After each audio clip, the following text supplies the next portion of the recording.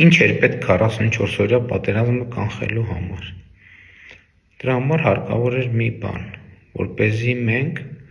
Ղարաբաղի հարցի կարգավորման մեր պատկերացրած լեգիտիմությունը համապատասխանեցնեինք Ղարաբաղի հարցի կարգավորման միջազգային լեգիտիմությանը։ Իսկ դա գործնականում անհնար էր, ինչու, որովհետև 90-ականների սկզբից Ղարաբաղի հարցի կարգավորման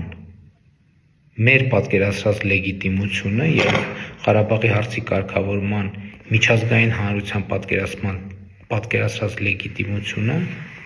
ես ուղեծրով իրարից հեռացել էին եւ ճեղք էր առաջացել այդ պատկերացումների միջև։ Եվ այդ պատկերացումները համապատասխանեցնելը եթե տեսականորեն հնարավոր էր, գործնականում անհնար էր, որովհետև մենք առաջին քայլով պետք է ընդունեինք, որ Ղարաբաղը Ադրբեջանի կազմում պետք է լինի։